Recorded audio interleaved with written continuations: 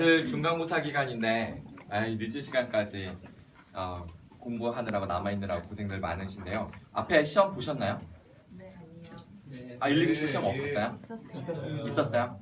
그러면 오늘 여러분들이 집중을 하는 정도에 따라서 제 강의가 빨리 끝날 수도 있고요.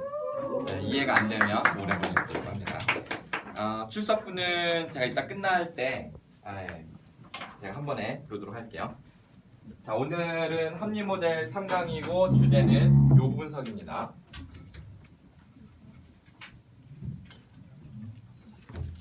합리모델 3강 요분석.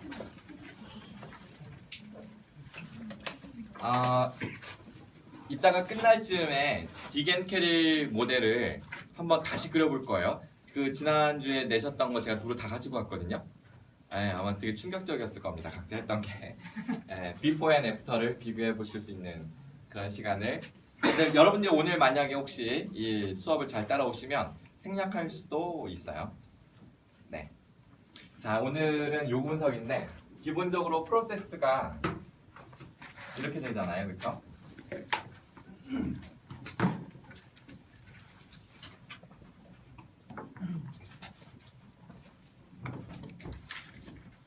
자, 이렇게 하고서 보통 많은 분들이 헷갈리는 게 뭐냐면 여기에 수정이 와요. 교수 수정 단계가 오고 화살표가 이렇게 나옵니다.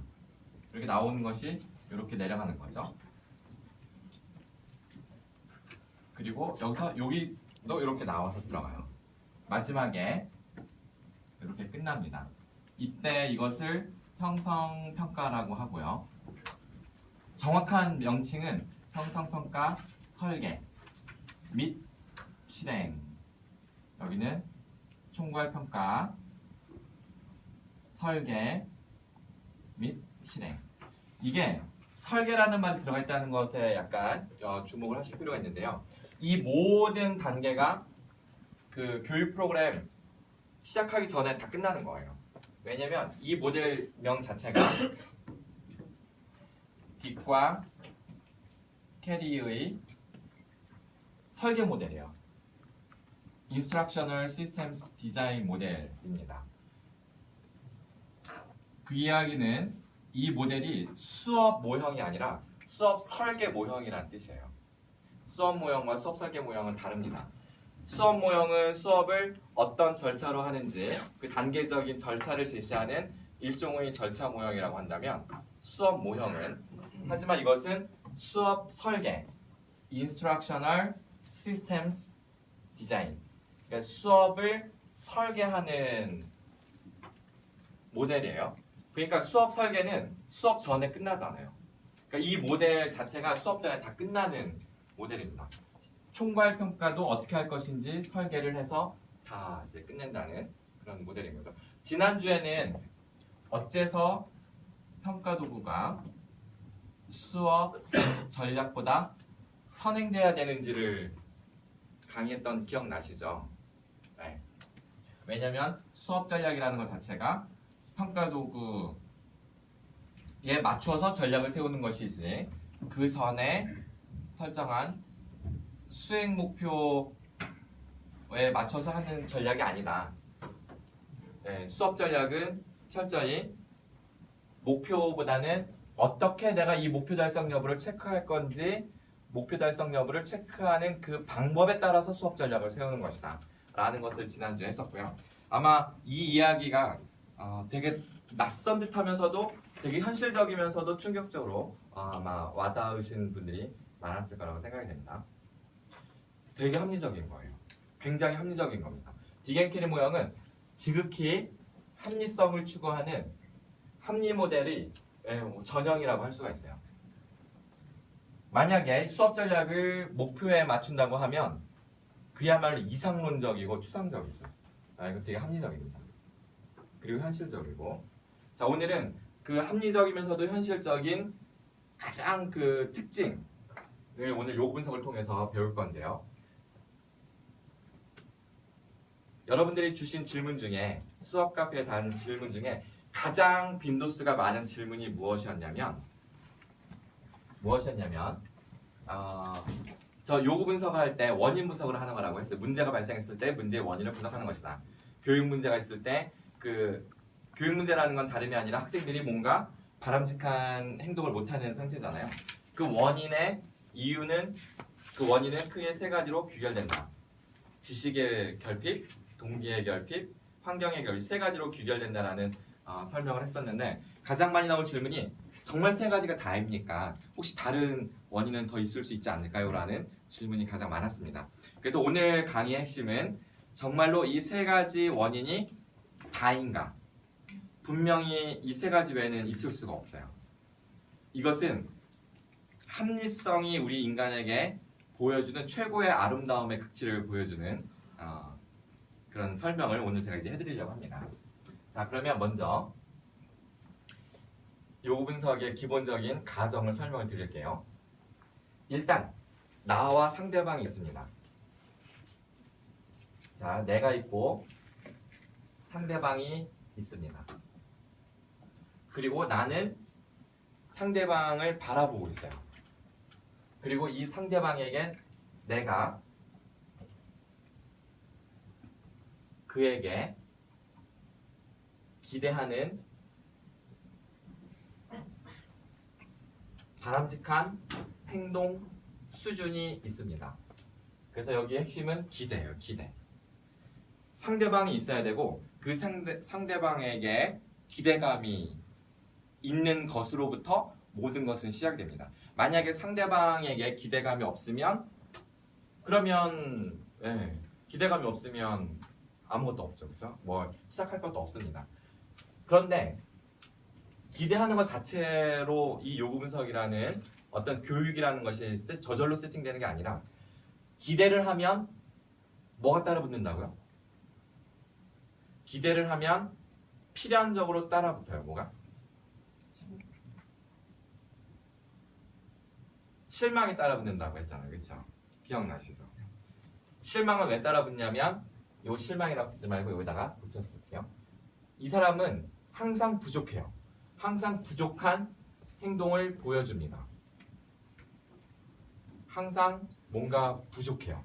그래서 이 격차, 이 갭, 이것을 그 요구 분석의 요구라고 하는 겁니다.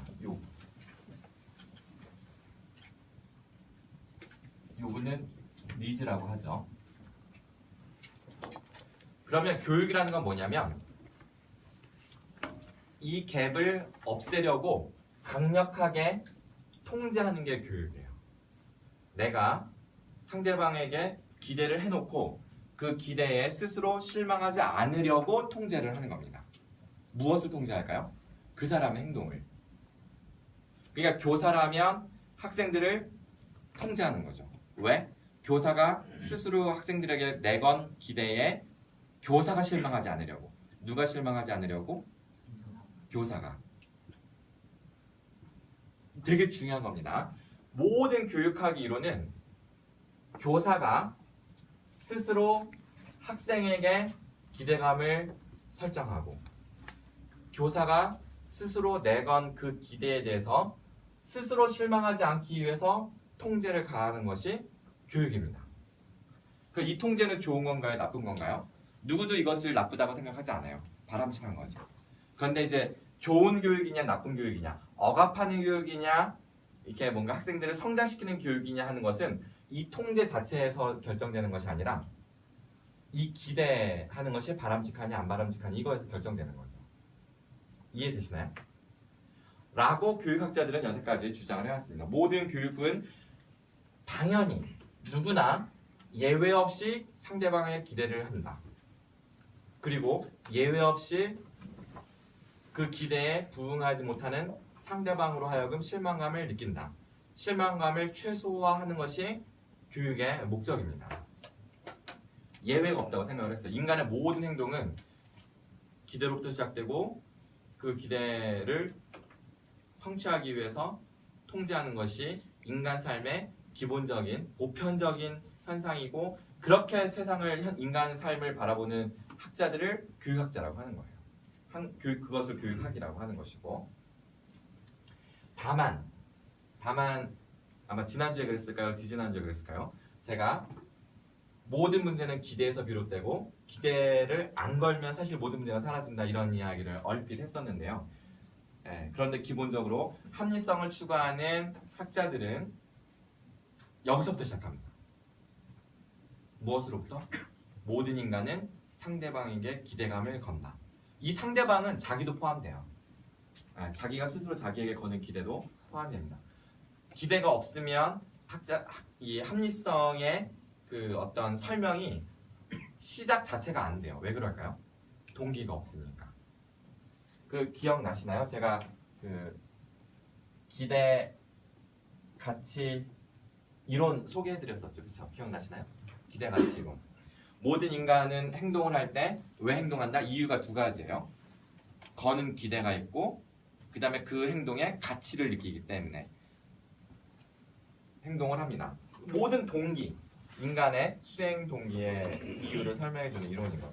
합리성은 항상 이유를 달고 시작을 해요. 이유가 없으면 시작 자체가 되지 않는 게 합리성입니다.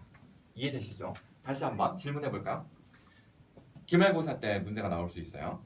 자, 모든 합리적 사고의 출발점은 항상 이유로부터 시작한다. 이유가 있어야 돼요. 그러니까 인간의 행동을 설명하려면 행동에 이유가 있어야 됩니다. 그 행동의 이유를 뭐다? 기대라고 하는 겁니다. 기대. expectation. 기대. 자, 이해되셨죠? 자, 그러면 요구 분석은 내가 기대하는 것이 이게 이제 이 자체가 요구라고 할 수 있고요. 근데 우리가 학문에서는 어떻게 설명하냐면 기대 자체를 요구라고 하지 않고 요구서 발생한 이 갭을 요구라고 정의를 하고 이 갭을 좁히면 요구가 사라진다. 요구가 0이 된다. 이렇게 설명을 하는 겁니다. 왜냐면 상대방이 부족하지 않고 이미 그 사람의 수행 수준이 이미 내가 기대하는 만큼 부응해버려서 만족해버리면 더 이상의 요구가 없잖아요. 그렇죠? 그러니까 그 요구를 이 기대 자체가 요구라고 말하지 않고 뭘 요구라고 한다? 그 기대에 부응하지 못해서 발생하는 갭.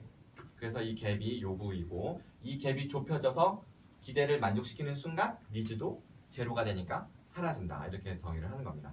자, 그러면 이 니즈, 교육의 니즈, 갭, 문제, 이건 다른 말로 문제.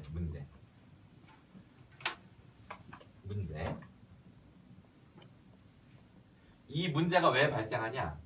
이거의 원인 또는 이유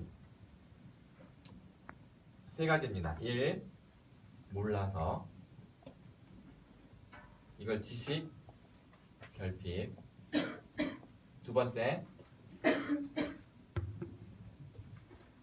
뭐죠? 지식 문제가 아니라 동기, 결핍.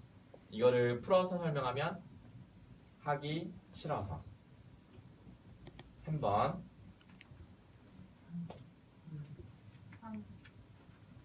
뭐죠? 환경. 네. 환경 문제인데 이거 일종의 외부적 여건의 장애 요인 같은 건데요. 이거는 뭐라고 설명할까요? 몰라서도 아니고 하기 싫어서도 아니고 어쩔 수 없어. 어쩔 수 없어서.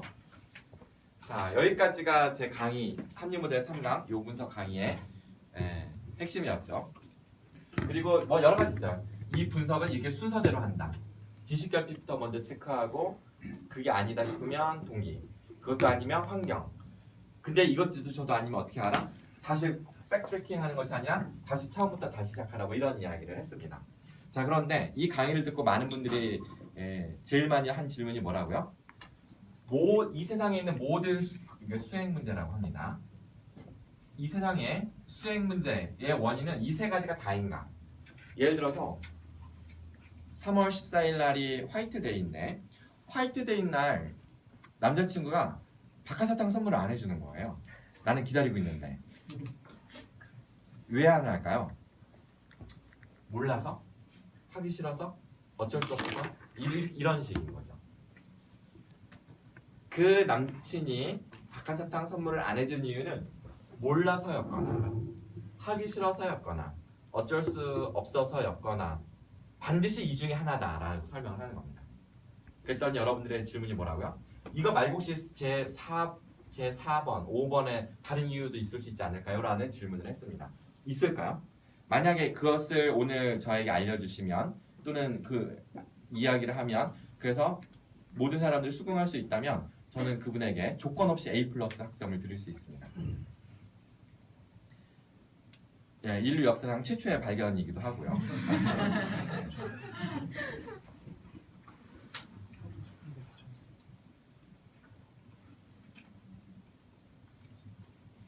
여쭤볼게요. 박하사탕 받으셨어요? 한 달 전에. 남자친구가 있는데도 불구하고. 아, 없어요? 그러면 뭐 오케이. 남자친구 있다 없다? 없어요? 있어요. 있어요? 박하사탕 받았다 못 받았다? 못 받았어요. 못 받았다? 혹시 카메라 이렇게 찍어도 되나요? 너무 가까운 것 같아요. 너무 가까워 앉았어요. 왜요? 그 1, 2, 3번 중에 뭐라고 생각하세요? 자, 우리 배운 대로 해볼까요? 1번 남자친구가 박하사탕을 선물하지 않았다. 몰라서 일단 본인이 원했나요? 기다렸나요? 기대는 했어요, 내심. 기대를 안 했어요. 기대를 했습니다. 기대를 했습니다. 아, 기대를 했어요? 네. 일부러 맞춰주시는 거 아니 기대를 했습니다. 왜? 행여나 이렇게 그랬더니 안 했어요. 자, 1번 몰라서 안 했을까? 요? yes, no. 딱 Yes. 직감적으로. 몰라서 안 한 것 같아요. 그러니까 화이트데이인 걸 몰라서 아니면 박하사탕을 선물하는 걸 몰라서 아니면 뭘 몰라서 화이트데이인 걸 몰라서. 아 화이트데이인 걸 까먹어서 아 그러면 오케이 됐습니다. 다시 저를 찍어주세요.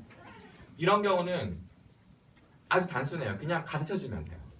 이게 요구 분석의 아주 기본적인 메커니즘입니다. 잘하셨어요. 남자친구 있으세요? 받으셨어요? 아니요. 못 받으셨어요? 네. 기대하셨었어요? 내심. 네. 근데 못 받은 이유는 몰라서? 아니요. 아니요. 하기 싫어서? 아니요. 아닌 것 같아요. 3번. 어쩔 수 없어서?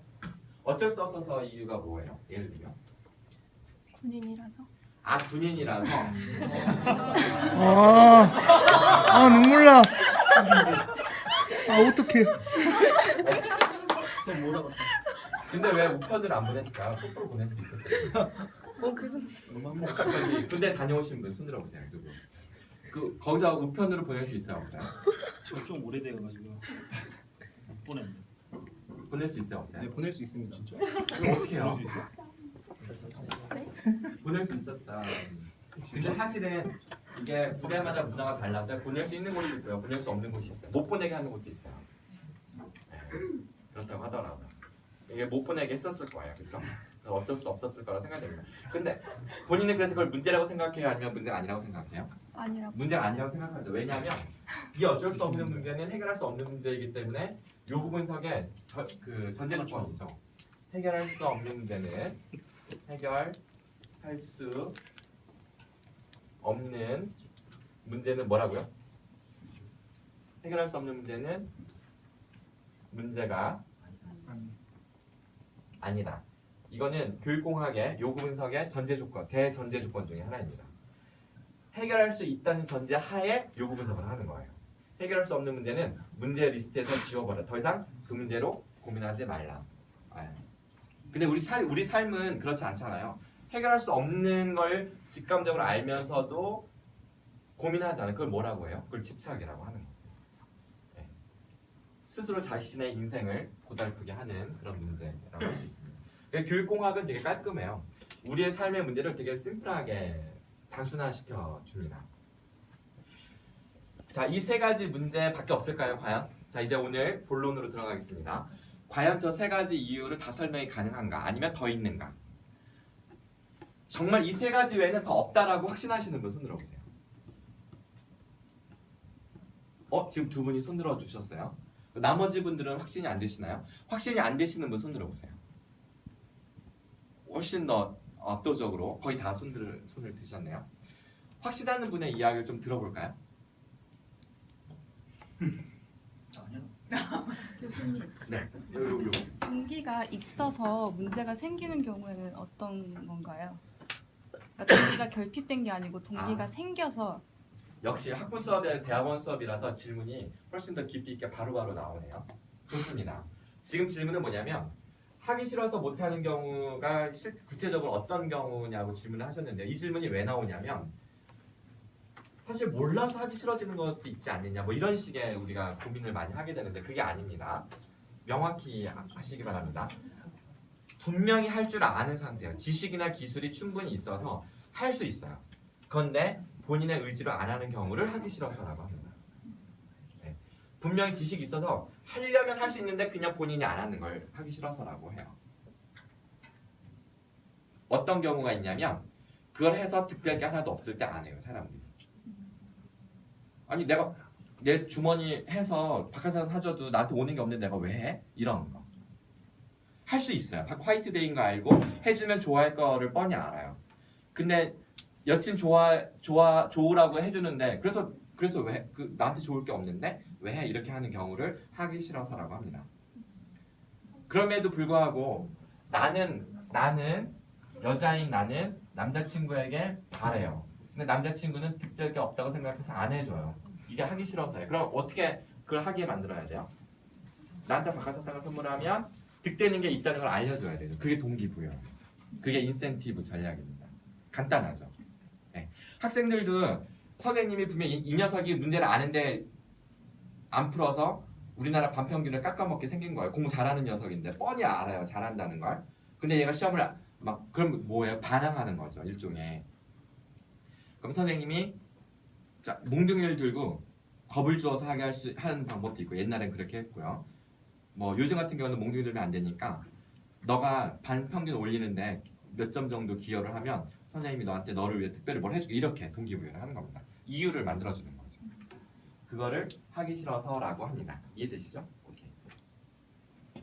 사실은 이런 설명은 몇 번 다른 질문, 더 초보적인 질문을 주거니 받거니 하다가 마지막에 나오는 설명인데 거의 지름길로 치고 들어오셨어요. 오늘 수업이 왠지 일찍 끝날 것 같은 예감이. 자, 과연 이 세 가지 이유면 다일까요? 충분할까요? 다른 이유는 없을까요? 아까 확신하신다고 하신 분 혹시 한번 아까 두 분 있었는데 저요? 닉네임이 뭐였더라? 어영이. 네. 왜 확신하는지요? 네. 그러니까 만약에 제가 문제 상태에 있는 사람이라고 생각을 한다면 일단 그 문제에 대해서 인지를 해야 되는 거가 지식 결핍이라고 생각되고 만약에 이제 그 문제를 인식하면은 이제 내가 이것을 할 건지 말 건지 이 문제에 대해서 아무 생각이 없고 아무 행동 안 취할 건지 이렇게 세 가지로 나눌 수 있는 게 동기부여일 것 같은데 그 중에서 안 할 건지도 하기 싫어서에 해당하지만 아무 생각이 없다 해도 결국은 동기가 없다는 거랑 마찬가지이기 때문에 내가 이거를 하고 싶다는 거 이외에는 다 동기부여로 볼 수 있을 것 같고요. 맞아요. 네. 그리고 이제 그거 이외에는 내가 이제 할 건지 말 건지 이외에는 내가 아닌 다른 이제 타인이거나 뭐 다른 진짜 환경이거나 거기에 해당되는 게 전부 다 그냥 3번으로 될 수 있을 것 같아요. 그 이외에는 없는 것 같아요. 네. 수업 끝났다. 아니 다 이해가 되셔야죠. 지금 어영이님 설명을 듣고 난 고민 해결됐다. 지금 두 분, 세 분, 네 분, 여섯, 다섯 분 좋습니다. 아직 해결 안 되신 분이 있는데 그럼 이번엔 우리 저 한 번 더 시도해 보실까요? 정말 똑같습니다. 정말 똑같아요. 핵심을 딱 요약해서 말씀해 주셔서 네. 갑자기 뭐 그냥 더 이상 할 말이 없을 정도로 정확한 답변. 자 그러면 그럼에도 불구하고 지금 해결되지 않으신 분들이 반박을 해보세요. 충분하지 않다. 만약에 예. 아까 그 화이트데이 사건으로 했었을 때 네. 몰라서 그 하기 싫어서가 나에게 이득이 없어서 안 한다고 하셨잖아요. 이득이 없어서 안 하거나 했을 때 오히려 손해를 보거나. 네, 근데 그게 아니라 만약에 예를 들어서 기념일 같은 거 자체를 그냥 예전부터 안 챙겼던 그런 커플이었을 경우에 네. 그러면 그것도 아니 하기 싫어서인가요? 지금 그렇게 질문하면 되게 애매하잖아요. 요구 분석이라는 거는 일단 내 입장에서만 따지는 겁니다. 여기 화면 좀 봐주세요. 이건 철제 행동주의, 행동과학에 입각하여 이야기하는 거고요. 일단 내가 있어야 돼요. 일단 관점을 딱 누구의 관점이라고 딱 고정시키는 내가 있어야 됩니다. 그리고 상대방이 있어야 되고 문제는 오직 상대방에게 있는 거예요. 문제는. 그리고 이 문제는 왜 생기냐면 내가 그에게 기대하는 바가 있기 때문에 그리고 그가 기대에 부응하지 못했기 때문에 생기는 문제죠. 따라서 기념일을 쌍방이 생기지 않는다. 그럼 문제 자체가 존재하지 않는 거예요. 근데 한쪽이 원해요. 근데 다른 한쪽은 원하지 않은. 이랬을 때 문제가 생기는 거죠. 원하는 쪽에서 볼 때만. 근데 챙기지 않는 상대방 입장에서는 자기는 자기가 하고 싶은 대로 하는 행동이기 때문에 본인은 문제가 아니죠. 문제라고 말하는 거는 오직 내가 이 사람에게 이 사람만 주장하는 거예요. 혼자서. 무슨 말인지 이해되죠? 이 전제 조건에서 이 사람이 교사이고 학생이면 항상 학생들은 교사가 볼 때 문제 상태에 있는 거예요. 그럴 때 교사가 학생들에게 문제가 있다고 느꼈으니까 교사가 그 문제를 해결해야 될 책임이 있는 거죠. 어떻게? 통제를 해서. 그때 통제하는 세 가지 방법이 가르치거나 동기부여를 하거나 장애 요인을 제거해 주거나 이렇게 세 가지 옵션을 제공해 주는 거고 이런 설명을 누구한테 가르쳐 주는 거냐면 교사에게 가르쳐 주는 거예요. 저 나라는 입장에 서 있는 사람에게.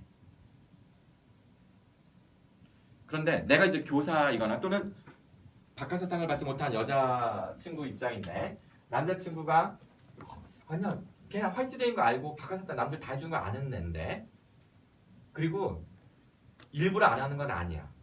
내가 그 친구를 잘 아는데 그리고 어쩔 수 없는 상황도 아니야. 걔가 뭐 돈이 없는 것도 아니고 이유를 모르겠어. 왜 이런 거죠? 그럼 혹시 4번 다른 이유가 있지 않을까? 이렇게 할 때 없다. 분명히 저 세 가지 중에 하나다. 지금 이 확신을 가져와야 된다는 얘기를 하는 겁니다. 교수님, 근데 저 체계로 인해서 상대방의 그러니까 잘못이라기보다는 그 상대방이 느끼는 어떤 실망감으로부터 그 원인을 세 가지로 저렇게 요약하고 있잖아요. 맞습니다. 근데 분석을 하다 보면은 내가 품었던 그 실망이 사실은 재귀돼서 다시 나한테 돌아오는 경우도 있잖아요. 내가 부족했을 수도 있으니까. 그렇죠. 그럼 그렇게 된다면 아니요. 여기서 나는 행동주의에서 나는 신입니다. 그 과학, 그 사이언스 또는 비헤이비어리즘 우리 행동주의라고 하죠. 또는 실증주의 또는 논리 실증주의의 기본 가정은 일단은 관점을 한번 고착시켜 놓기 위해서 주체를 정하는데요. 그 주체는 일단 신을 주체로 놔요.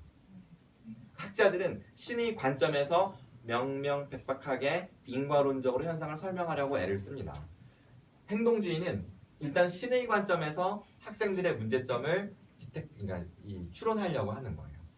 그리고 이것이 신이 아니라 누가 되든 만약 이걸 교사 학생이라고 놓으면 교사 입장에서 학생들에게 원하는 바가 있으면 그 교사의 입장이 옳고 그름을 따지지 않아요.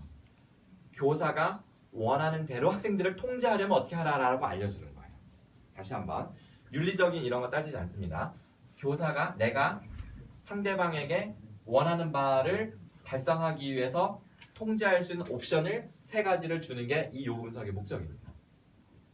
그러니까 다시 내 기대가 잘못했을지도 몰라라고 하면 이 문제는 그냥 사라지는 거예요. 더 이상 왜 우리 소송을 걸었다가 소송 취하면은 없어지듯이 그럼 없어지는 거죠. 다만 내가 이 기대감을 저버릴 수 없다. 나는 이거 포기할 수 없어라고 할 때, 즉 이 기대감이 유효한 상태에서만 이 가이드를 주는 겁니다. 요 분석은. 그러니까 이제 본인에게 그 문제의 어떤 귀책 사유가 되돌아가거나 이런 거는 전제하지 마시고 이야기를 하면 됩니다. 다행히 내 기대가 잘못됐어라고 생각하게 되면 이 문제 자체 사라지는 거예요. 그러면 그냥 문제는 해결된 겁니다. 없어졌으니까. 이해되시죠? 네, 전제 조건이 그런 겁니다. 만약에 학교에서 교사가 학생들한테 우리 반평균 나는 여태까지 여러분들 내가 몇 학년 몇 반 담임을 맡든 나는 학년에서 꼴찌한 적이 없어. 항상 1등이었어. 너희들이 반평균을 깎아먹고 2등이나 3등의 이 불명 치욕을 나한테 안겨다 주면 너희들 용서할 수 없고 막 이런 거 기대할 수 있어요. 근데 나중에 해도 안 되는 거예요. 구제불능일 수 있잖아요. 반아이들이. 나중에는 내가 결국은 내 자존심만 생각했구나 하면서 기대를 버릴 수가 있는 거죠. 반성하고 그러면은 이 기대감 자체가 사라졌기 때문에 이 요구 분석 문제는 그냥 사라진 겁니다. 해결된 겁니다. 당연히 그럴 수도 있어요. 그러니까 이제 거기까지 가지 말고 내가 일단은 내가 원하는 바에 입각하여 상대방에게 문제점을 느꼈을 때 그 문제의 원인이 세 가지 왜 있느냐 딱 요것만 따져보도록 하겠습니다.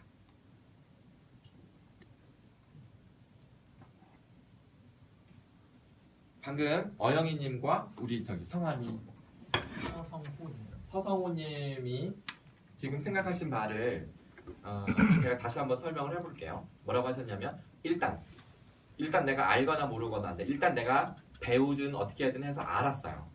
알았다는 전제 하에 그러면 그 다음에 내가 할 건지 말 건지가 달려 있는데 뭐 그냥 하든 말든 어쨌든 하려면 하고 싶어서 해야 된다.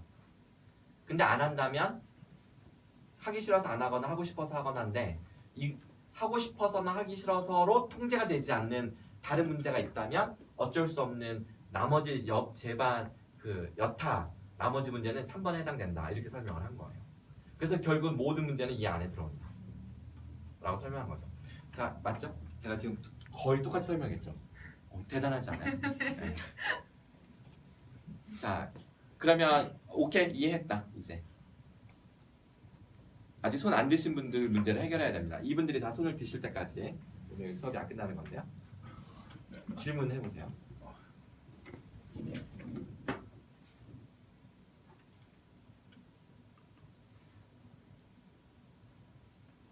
어떤 문제에 대해서 부담을 느끼는 것도 저기 셋 중에서 선택될 수 있는 건가요?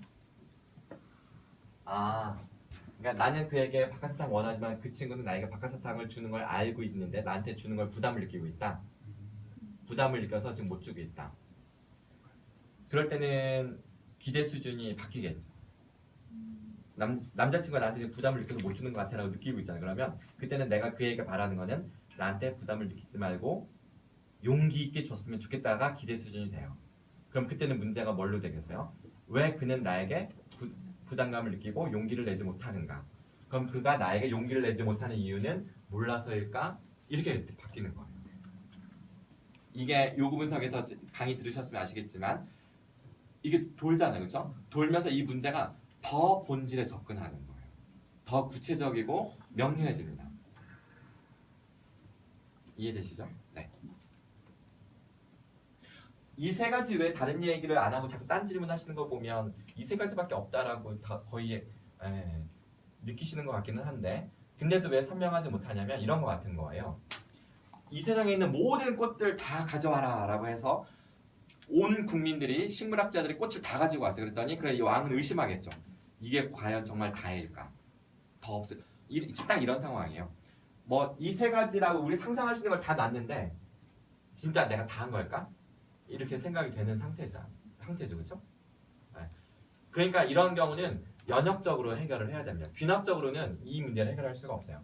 수학 교육 하시는 분들은 귀납, 연역 잘 하시잖아요. 귀납이라는 거는 1 다음에 2, 2 다음에 3, 3 다음에 4 이렇게 가면 항상 숫자는 영원히 갈 거다라고 하는데 정말 영원히 갈까요?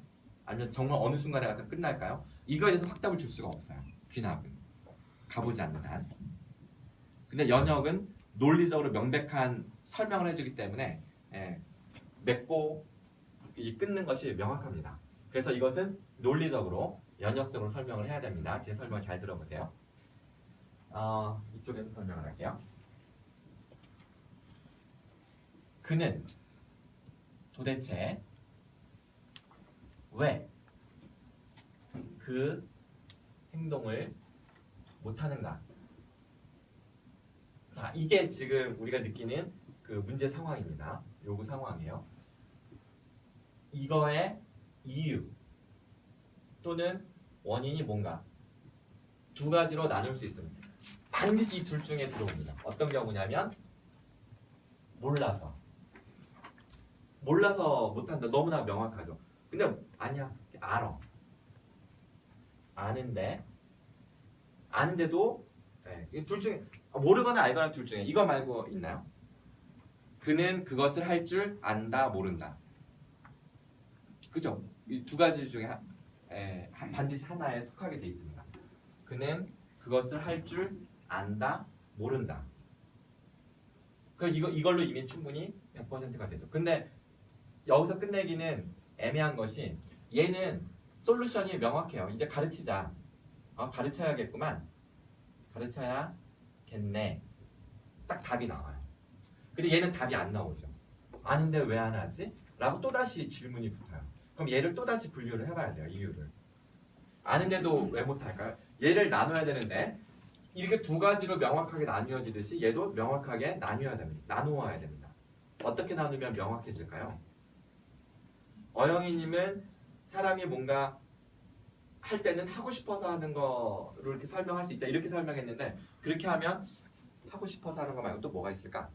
다른 이유를 또 뭐가 막 이런 식으로 깔끔하지 않는 것을 깔끔하게 분류하는 방법이 아는데도 불구하고 안 하잖아요. 못 하잖아요. 안 하는 건지 못 하는 건지 그 이유, 그 원인이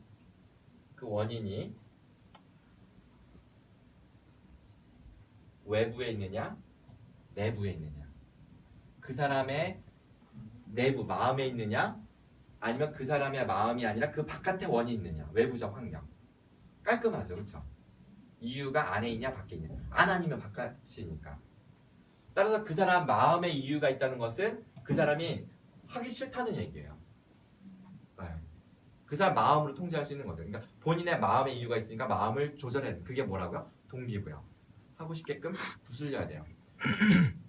그러니까 항상 여자친구가 사탕을 받든 반지를 선물 받든 밥을 사주든 항상 그 돌아오는 예를 들어서 뭐 뽀뽀를 해준다거나 안아준다거나 뭔가 이렇게 웃어준다거나 뭔가 이게 있어야 되는데 그게 없으면 남자친구는 더 이상 안 하게 되겠죠.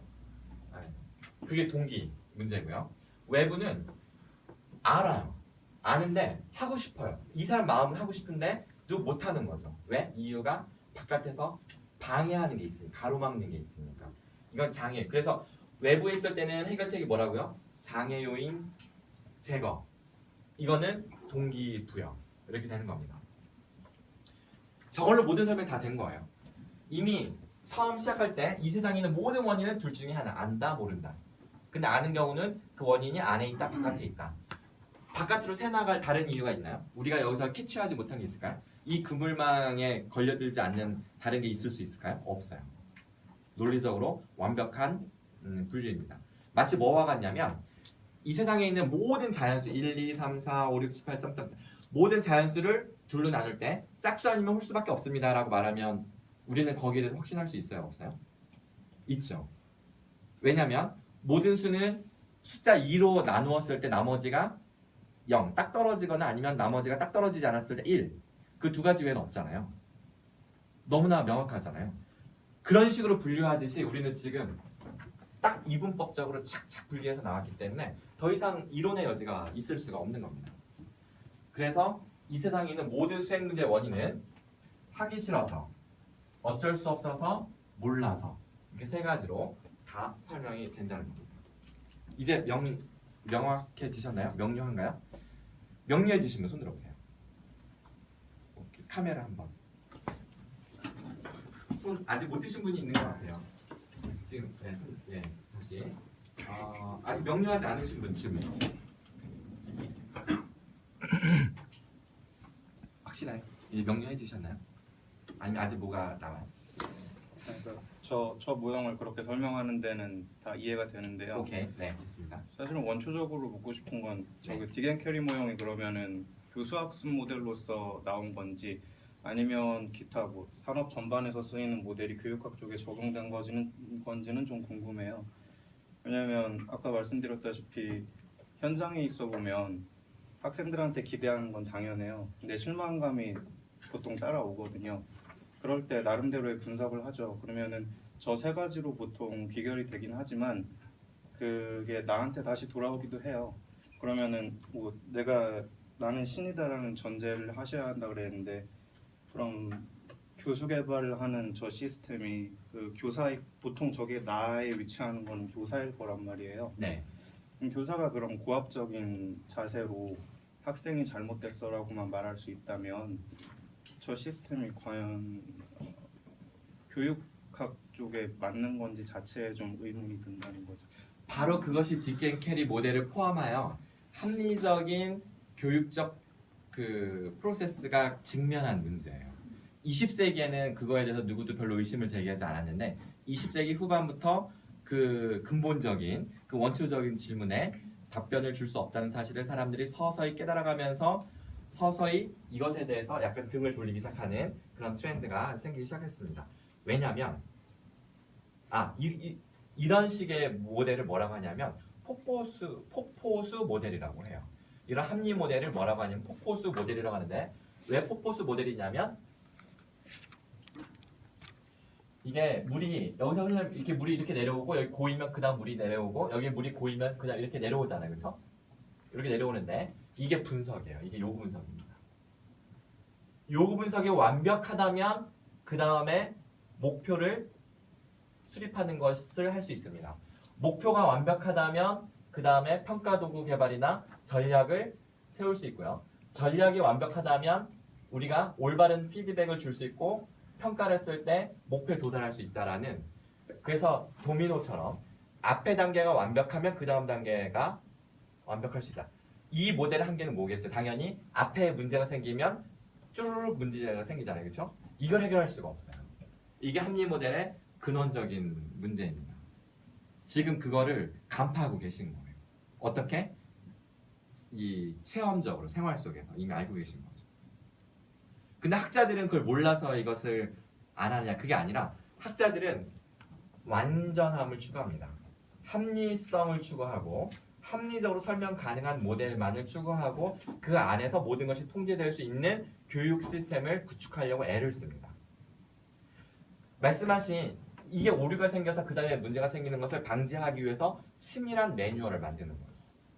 그래서 딕앤캐리 모델이 딕과 캐리가 이걸 왜 만들었겠어요?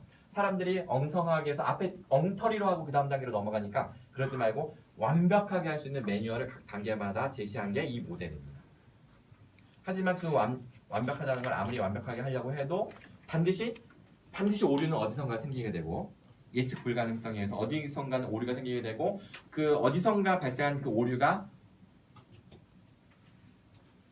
엊그저께가 2주기였잖아요. 4월 16일.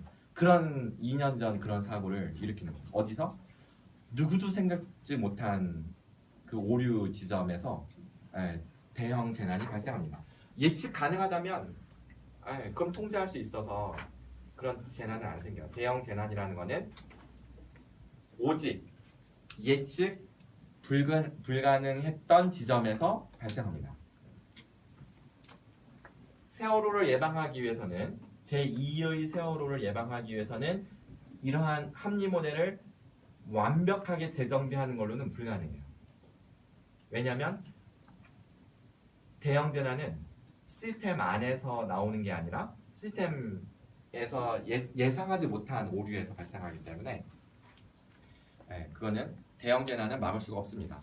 요번에 규슈의 구마모토 현의 지진, 에콰도르에 지금 거의 기백 명 사망자를 낸 이런 사고는 발생할 때 그 순간 어떻게 대처하느냐가 더 중요한 거지. 미리 예측하려고 아무리 예측은 해야 돼요. 예측하고 준비하는 건 당연히 해야 됩니다. 근데 그것이 내 생명을 보호해주는 안전장치는 아니다라는 거죠. 차라리 안전장치가 없으면 사람들이 거기를 아예 안 가겠죠. 안전장치를 믿고 갔다가 그 안전장치에 의해 통제되지 않은 오류에 의해서 대형 재난이 발생하는 겁니다. 그러니까 사람이 시스템을 만들고 대형 재난은 더 커지는 거예요.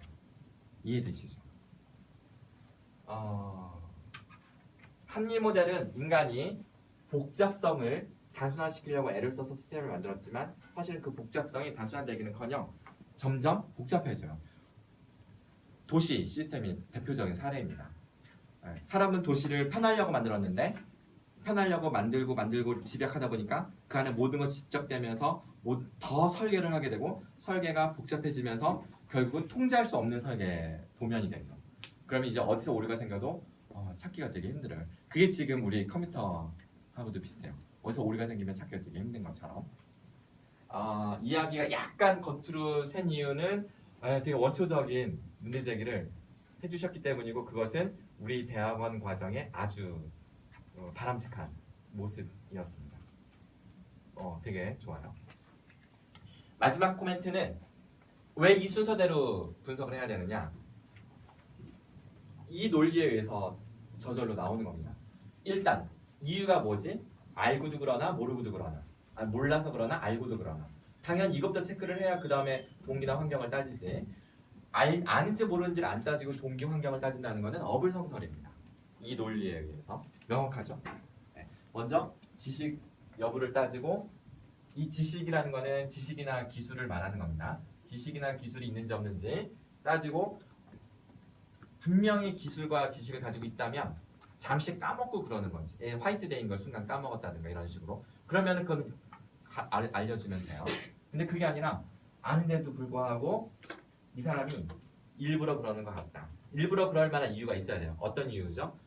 그것을 했을 때 아무런 득되는 게 없거나, 또는 오히려 그것을 하는 게 손해를 본다고 생각할 때, 그럴 때는 동기 문제에 걸립니다. 근데 그게 아니라 이득도 되고 손해 볼 것도 없어요. 하면 좋고 그리고 하고 싶어 하죠. 근데도 불구하고 이 사람이 못하는 이유는 분명히 장애 요인이 있을 것이다. 그럼 그 장애 요인을 제거해 주는 것이 해법입니다. 그러면 선생님이 원하는 기대 수준의 학생들이 저절로 따라오게 되는 거죠. 여기서 이것을 교육 해법이라 하고요. 몰라서 가르치는 경우를. 나머지 동기 문제나 환경 문제는 교육적 해법에서 제외시킵니다. 이거는 다른 서포트 시스템으로 해결해 주는 거죠. 인센티브를 주거나 환경 문제 이런 것들은 다른 이렇게 여건을 만들어 주는 걸로 설명을 합니다. 질문. 다 명료하신가요? 다 이해가 되시나요?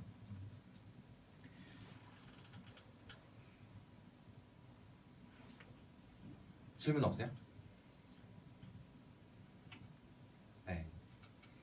오늘 강의는 여기서 마치도록 하겠습니다.